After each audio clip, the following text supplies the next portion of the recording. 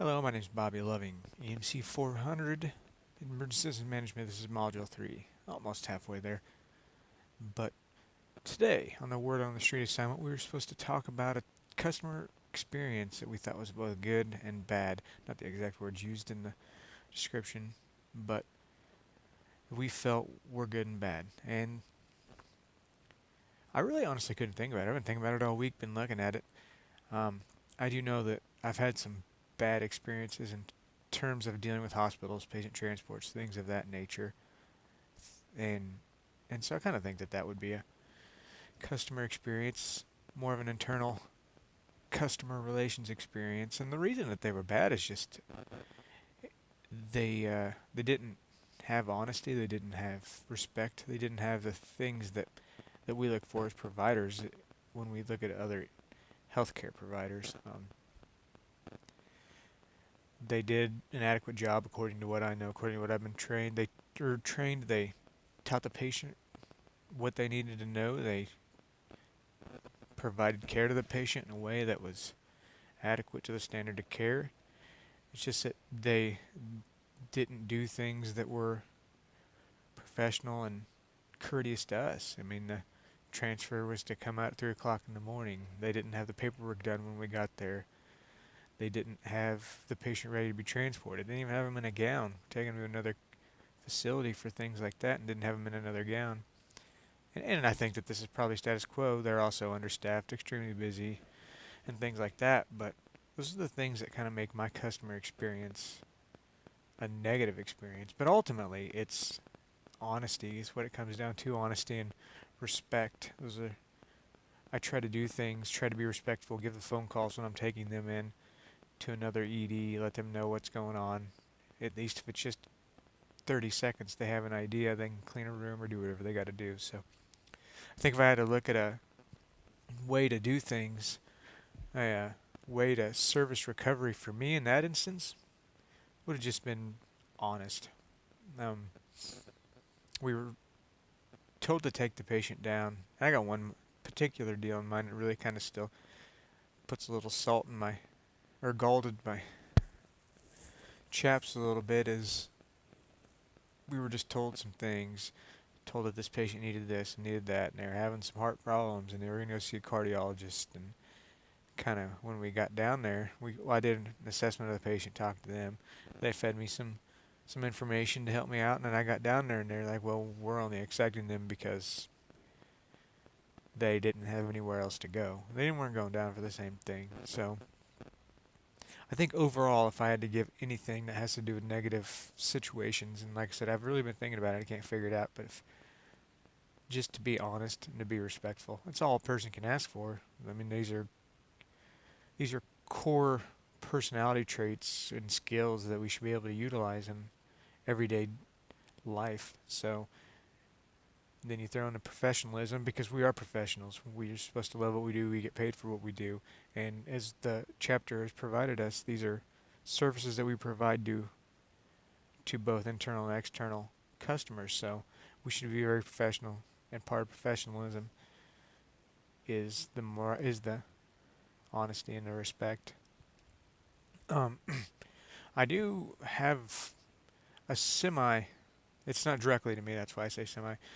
I was really extremely happy with the care that my wife got in both the deliveries of our baby, and I think that the thing that made it awesome for me, from my standpoint to that, is that the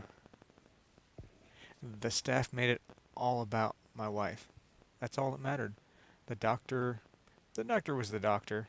Um, he's a foreign guy, and that doesn't make any difference. He's a little bit, the cultural thing is a little different. So she really liked him, and that's all that mattered. I liked him. He was a cool guy. He just wasn't what we were used to, but the staff was awesome. They made it all about her. She wanted something, she got something. She needed something, she needed it now, and she got it. Um, and they just let her be comfortable. And that was the Cameron Regional Medical Center in Cameron, Missouri, so that they get the props, if anybody knows them, that they deserve. And this may actually help in some way get through the 6 degrees of separation. I'm not sure, but that's where my children were born, and so I was and I was really happy with the care that she got, and that's pretty awesome. And I'm trying to stick to a healthcare aspect here because that's what we're dealing with. Um, we all have bad experiences when we go to Walmart or we go to McDonald's or something like that. We all have good experiences, but I'm trying to keep it to the healthcare side, and that's what I'm after. Um, but yes, so that's what I really like to see is that we do the things that we need to do to make our patient happy, and that's always what I try to do when I'm trying to do orientations and stuff to that. Is that I try to remind them that I don't know the exact number. I mean, I do have an idea, but you pay $500, $1,000 for a service for an ambulance ride.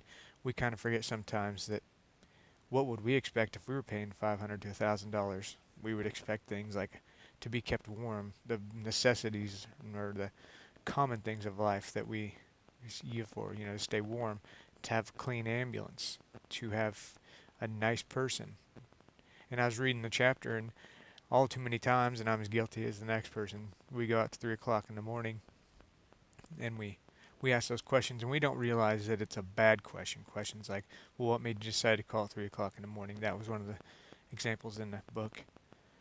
It's what made you call at 3 o'clock in the morning? And we kind of, tone is always a big deal in verbal communication, and so we kind of don't watch our tone sometimes, and that's one of my biggest downfalls. Is I'm a body language tone guy, and I'm pretty easy to read when it comes to body language and tone. But anyways, we don't realize that that's necessarily a bad question, but the patient then, or the customer, feels maybe a little slighted sometimes, and that's something that this book opened my eyes to. Is it's not it's the script that we got to try to follow to be successful in patient satisfaction. And so this is a really cool article, or a really cool chapter to read for that. But overall, just in a nutshell, what makes a great customer experience for me at a personal level is it doesn't even have to be anything that's physical. Have a problem? We'll get through problems. Just be honest. Just communicate. Just be professional, and we'll get through it. We deal with it every day. Mistakes happen. We can't get over that, and so it's just that type of stuff that helps me get through it, and helps me I expect to provide a good experience, and I try to give to my patients. Maybe not successfully all the time, but this is the end of the video for Module 3, Word on the Street. I hope I answered the questions that was asked. I'm really sorry I couldn't give exact examples, because I really honestly couldn't think of any, but thank you very much.